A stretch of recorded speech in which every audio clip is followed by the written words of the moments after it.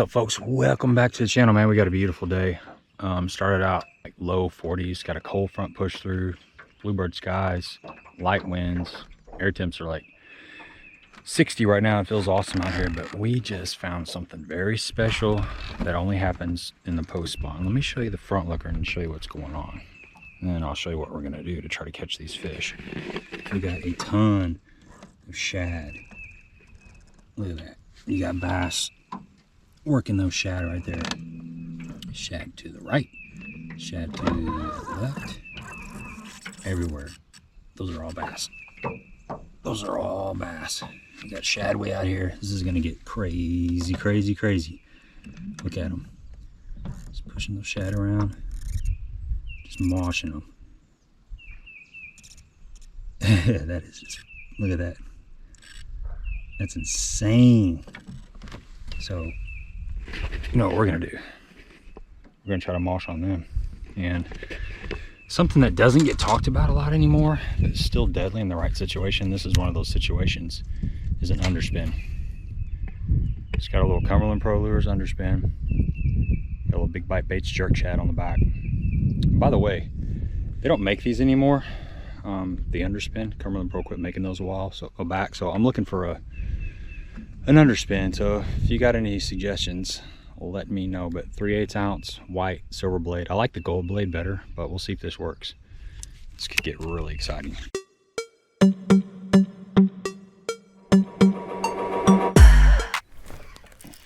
Got him. Underspin.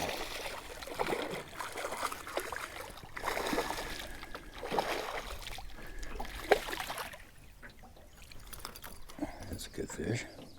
Post spawn bass. There you go, folks. Underspin, man. One of the most underutilized. You don't hear about them anymore. We got some post spawners chasing shad out here.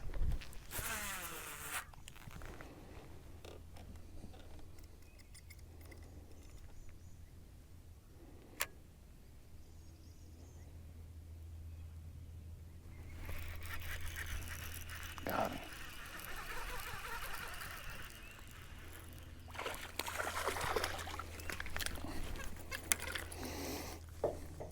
Man, this is fun.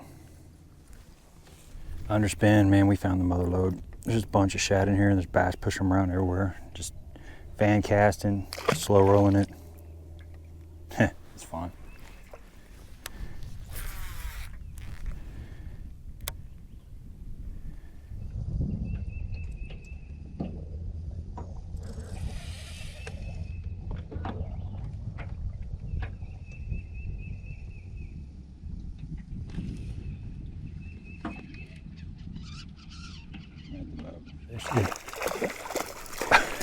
Right at the boat. Wow.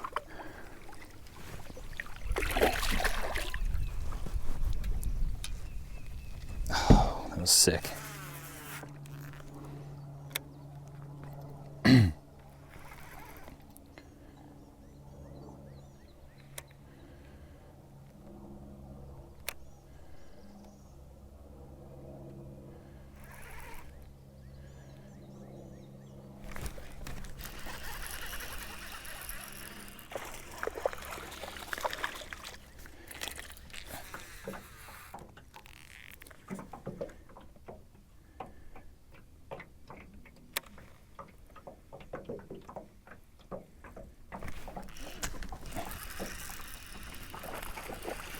Smoke it.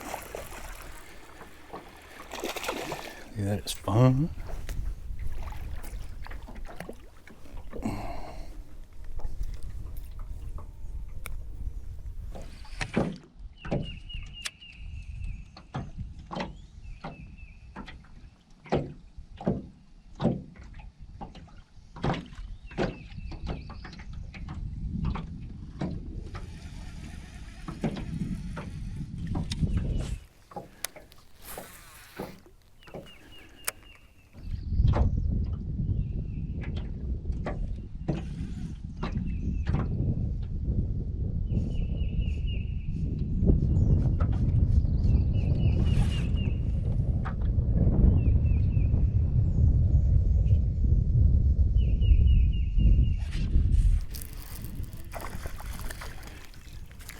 Crappie.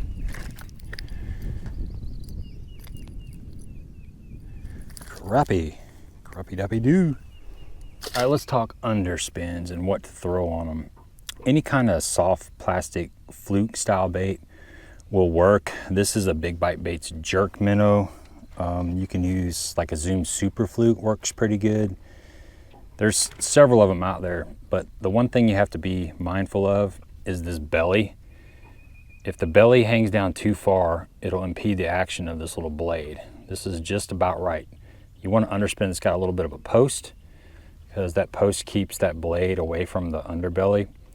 If you got the belly too far down or you don't have a post, it's gonna, when it's trying to spin, it's gonna catch that and it's not gonna work. So something that I've done with like a Zoom Super FLUKE, the belly comes down a little bit further. So I'll just take some scissors and I'll trim the fat off that. You know, I'll actually just trim that straight off, and it looks weird, but the fish don't mind at all. Something else you can do is put on a little paddle tail, like a 2.8 or a 3.3 paddle tail, works pretty good. But there's days when they want this straight tail minnow, and then there's days when they want a paddle tail. So you kind of got to play around, and they'll let you know. Some days it doesn't matter, but most of the days they want one versus the other. I usually start out with this. It's a little more finessey. If I can get bit with this, then I'm good. If the fish are real aggressive, they'll hit this little paddle tail. The paddle tail does cause a little bit of lift, so sometimes you got to bump it up. I usually start with a 3/8 ounce.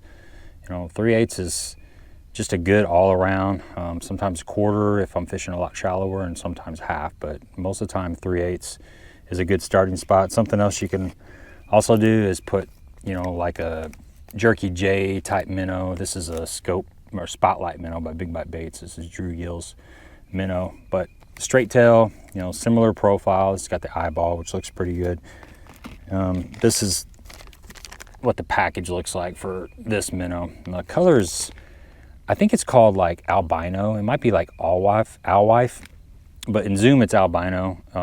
But it's got that kind of light blue on the top, and then that kind of pearl on the belly. As far as equipment, you know, I typically like a 12 to 14 pound fluorocarbon. This is just that Sunline FC Sniper, but just a decent fluorocarbon. You don't want to get too big unless you're catching a lot of really big fish, but I like that little bit smaller diameter because it allows that bait to get down and keeps it down there a little bit better, gives it a little bit better action. I can just control it better. And then rods, this is a Phoenix Virtus. This is 7'2", medium heavy fast. This is their spinnerbait rod. A chatterbait rod, just even a 7-foot medium heavy with a decent tip is what you want. And you know, the bite is, I mean, sometimes they jack it. You know, sometimes I was seeing these little schools of wolf packs swimming around, and I was actually jerking, like reeling the handle really fast and making that underspin shoot up through them. And it's an aggressive bite. You're just kind of surprising them, and there's so many of them they just react. It's a straight up reaction strike. But a lot of times it's just like a swim bait. You know, you're just slow reeling it, and you'll feel a little tick. You just keep reeling and pull into them. It's not like a deal where you give them slack and you slack line them like a jig or a Texas rig. So just a nice little sweep to the side is all you need.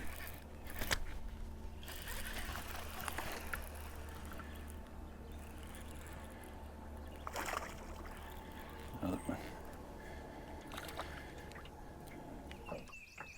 Those are all bass.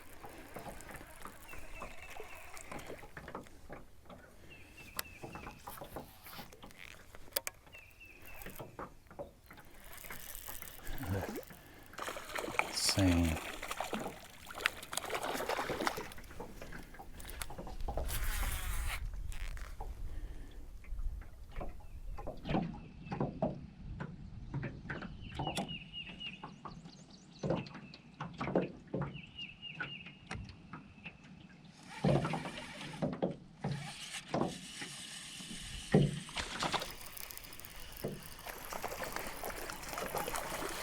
Awesome. That was awesome.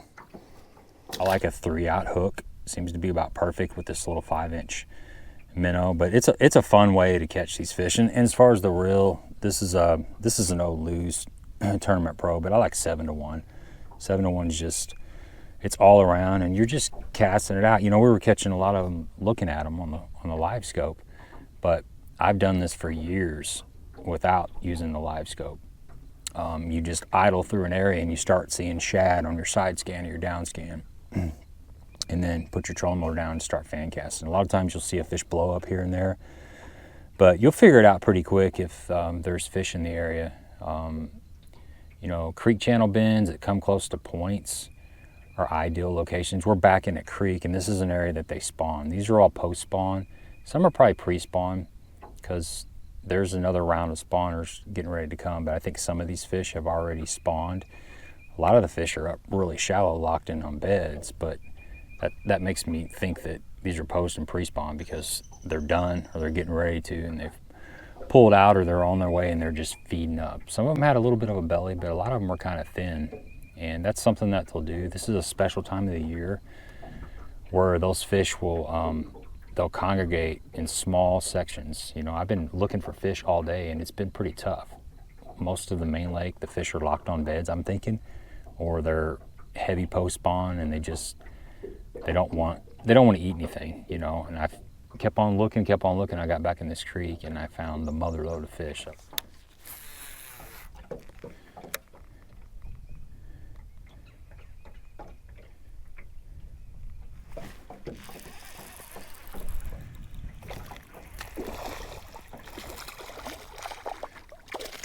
oh man, that never gets old.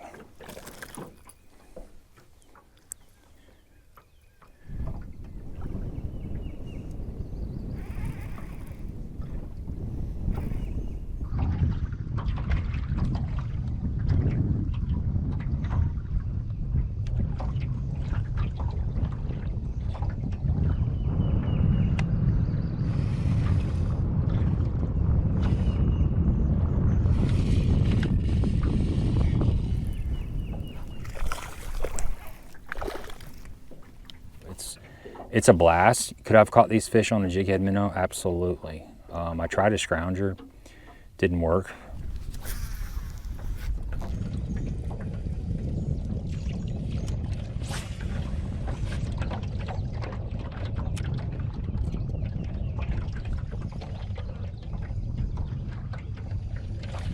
There he is, that's a better one. It's called a tail wag.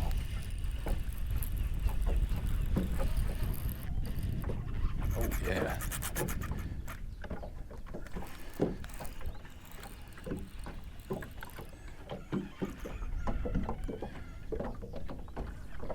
Yeah, it is a stupid striper. Come here, you turkey. Gotcha.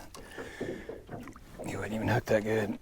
Dude, I thought that was like a 6 or 7 pound smallmouth or largemouth. Just a run-of-the-mill striper. But dude, he crushed it. Saw that tail come up, saw the tail waggle, waggle, waggle. I just caught that striper and he spit up a decent sized gizzard shad right here. So I think let me grab this thing. It's nasty. Oh, I missed it. Yeah, it's so slimy I can't grab it.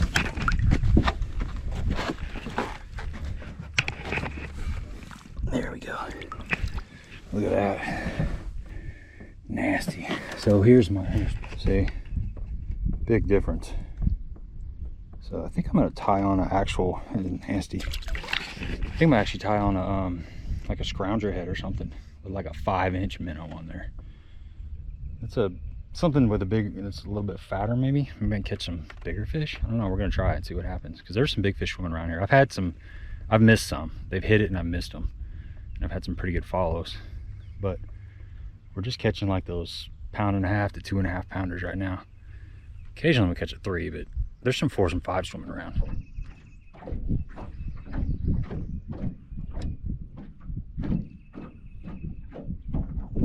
Well, I've thrown this jerky jig on a scrounger head at a bunch of fish and they just move out of the way. So my theory of them wanting something bigger, something louder is not accurate. So we're going back to the underspin. But jig head minnow would have worked, but man, the underspin is just a phenomenal way to generate strikes. It's just got that little flash. It's super finessey, but it generates strikes when a lot of other things don't. It's a great bait to throw off the bank if you're fishing farm ponds or city parks or whatever, or if you're a co-angler, man. I've caught a lot of fish in tournaments as a co-angler throwing a little underspin.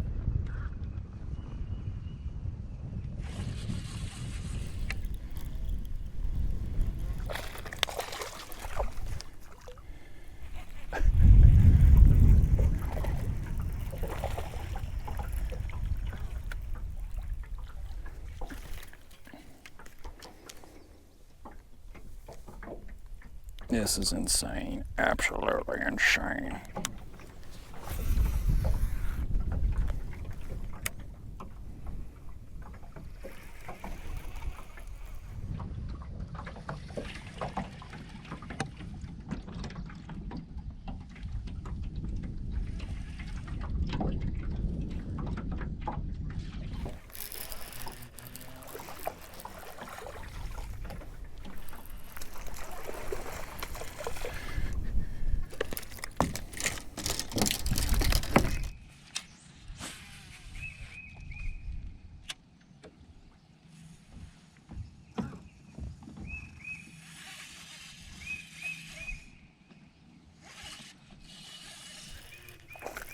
Wolf pack, man. Wolf pack. That's sick. I mean, sick.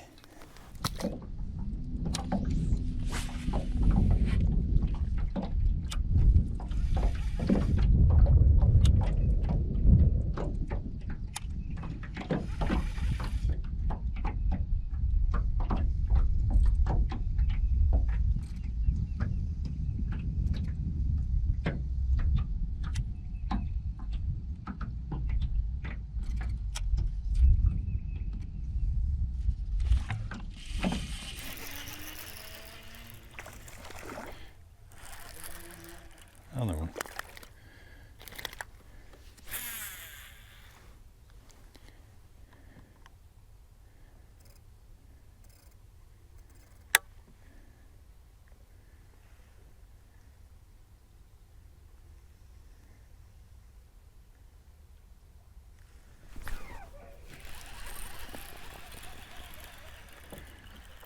Got us a jig bite going on, guys. Heard that dark. It's fun. Pulse spawn bass.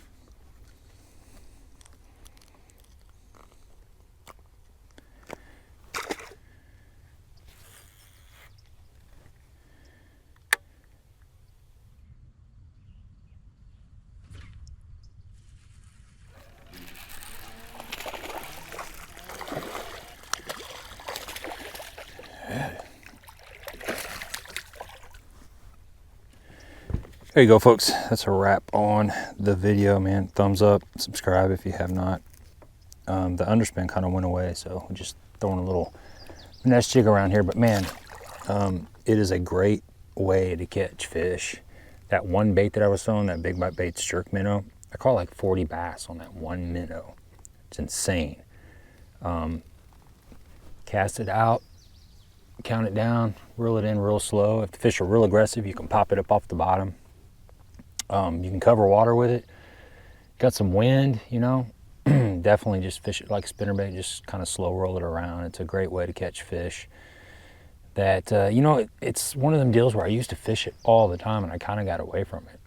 And we pulled into that creek and I started seeing all those shad and fish chasing the shad. And so we revisited it for sure, but it's a blast. It's a great way to catch fish. And actually my ribs are sore. I got a cramp in my ribs from setting the hook so many times, you know. First world problems, right? But that's all I got for you. Till next time.